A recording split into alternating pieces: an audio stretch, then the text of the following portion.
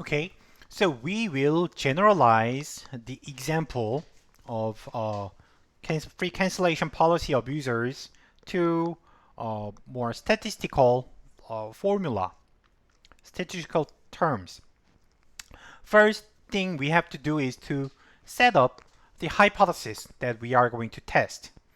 In our context, we can define the null hypothesis is basically saying that a customer is not abusing cancellation. It's like a legal decision. We have to believe that a customer is innocent until the evidence is clear. So so we will use innocence as the null hypothesis, which is favored. So we believe the customer is innocent unless it is proven wrong. And statistically, we will define that as the probability of cancellation for that customer is just 20%, right? 20% is the probability of accident, right?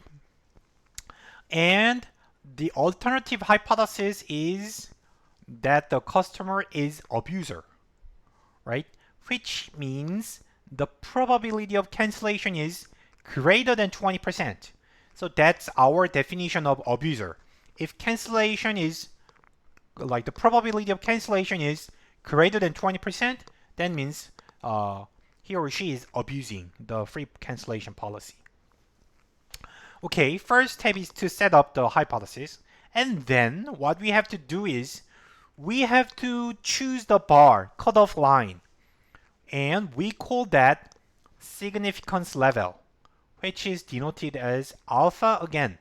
By the way, remember in the previous chapter, alpha, the confidence level was denoted as 1 minus alpha, where alpha was the error probability. Error probability is a natural way to interpret the significance level. We are going to study the relationship in the next chapter. So in this example, you can simply understand alpha as the percentage of customers you are willing to ban. So I am willing to lose a certain percentage of customers. Usually in practice, 1% or 5% or 10% are used. So the higher alpha is, that means you are willing to ban more customers, which means you are going to reject more null hypothesis. You are going to reject more. All right. So we will get back to we will discuss significance level again later, and then so remember the first step was to set up the hypothesis, and the second one is to set up the significance level, which is your decision rule or cutoff for the rejection. And then now you have to look at the data. Now you look at the data and calculate some statistic. Remember, statistic is a measure calculated from the sample, which is the opposite term to the parameter.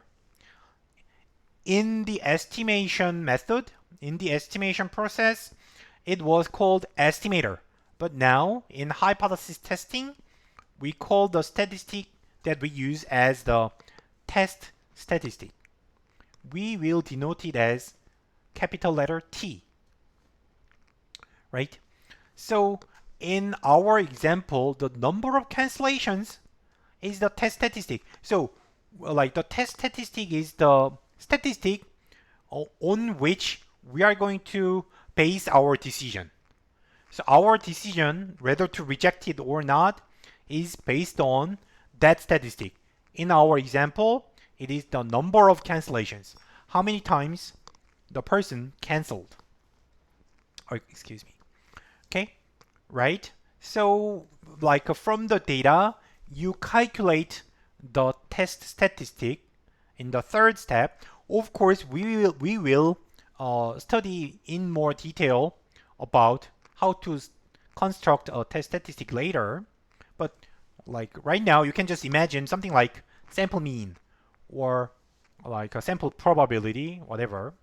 Sample observation is observed, and finally and then what we have to do is we have to think about the sampling distribution of t.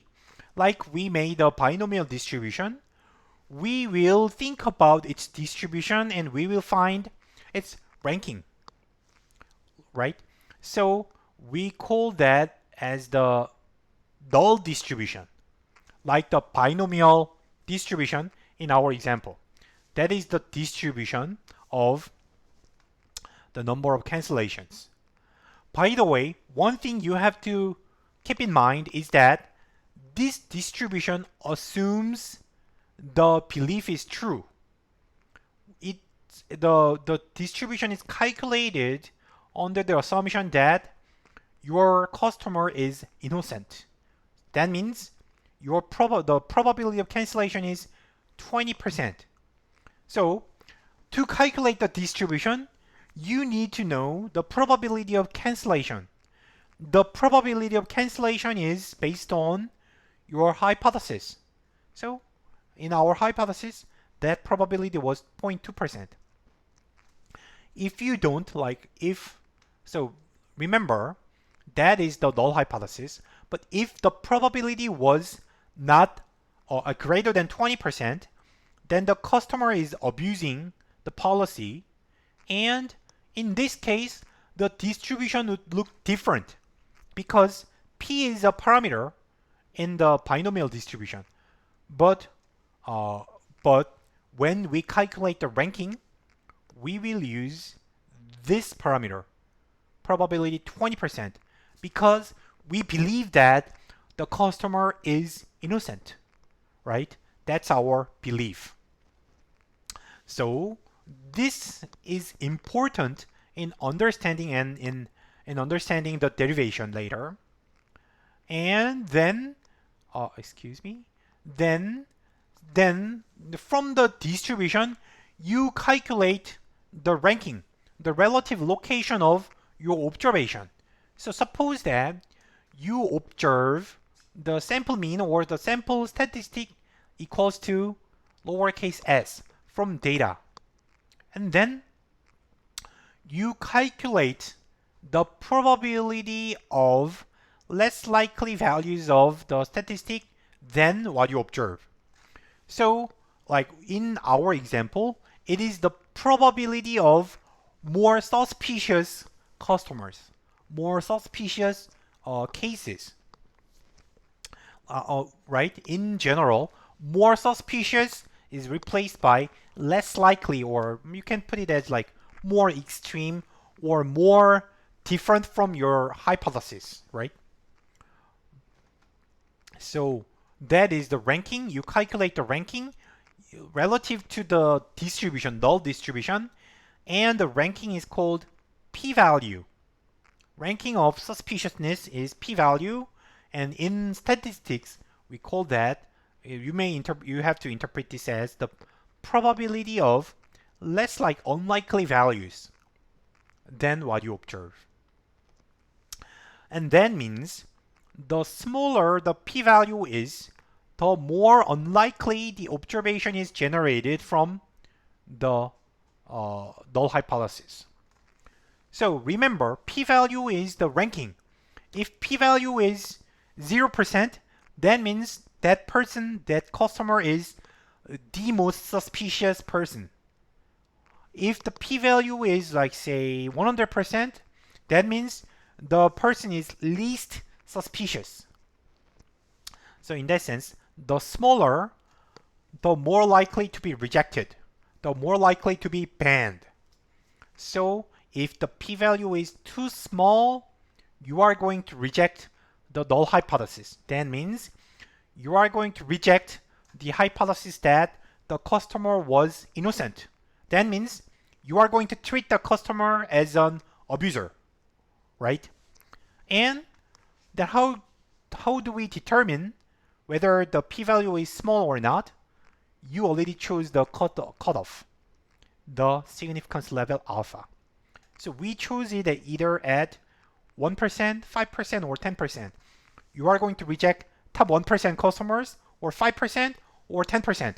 So it's your choice. You choose before looking at the data. It's preset parameter. You choose the tuning parameter you can choose, and then now you use the cutoff and compare that with the p-value, which is the ranking, right? So this is the generalization of the example, the idea from the example. Let me put some like technical definitions on the terms. First, test statistic is a statistic that is calculated from the sample and is used to determine whether to reject the null hypothesis. So when you reject the null hypothesis, when you make the decision, you are going to rely on the test statistic. And the null distribution is the sampling distribution of the test statistic under the assumption that the null hypothesis is correct. So your belief is correct, and then the distribution would look like this. So you can calculate the null distribution without looking at the data. It is theoretical approach. And p-value is the probability of the test statistic taking more unlike values than what you observed, right? So the smaller the p-value is, that means your observation is very unlikely to happen and very extreme. And significance level is the threshold to determine whether to reject or not. It is the cutoff. How many customers you are going to sacrifice. Okay, so we are going to consider another example of study hours. It is just, of course, made up example.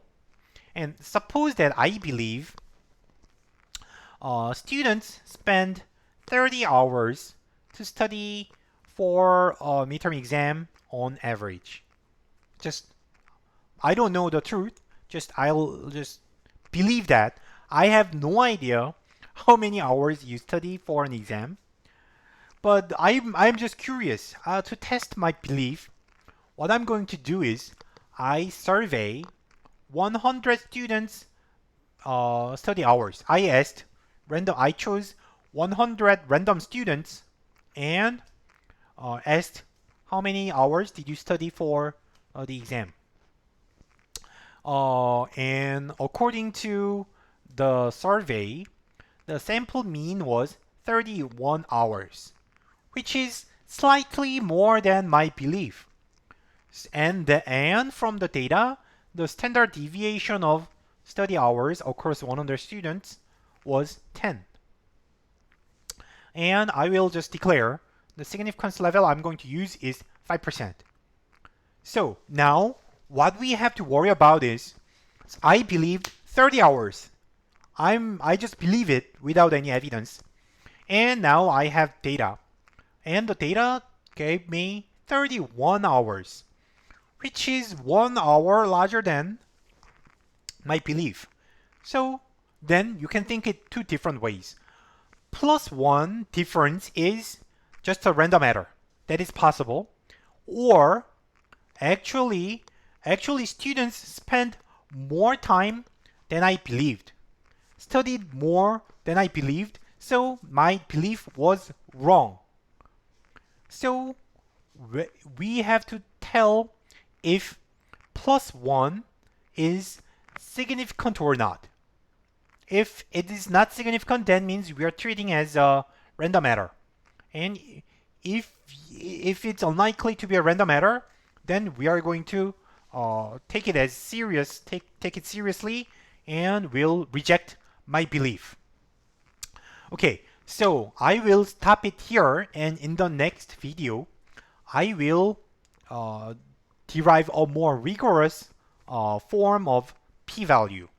How we can derive p-value using the sampling distribution idea and the normal distribution. Okay, so see you later.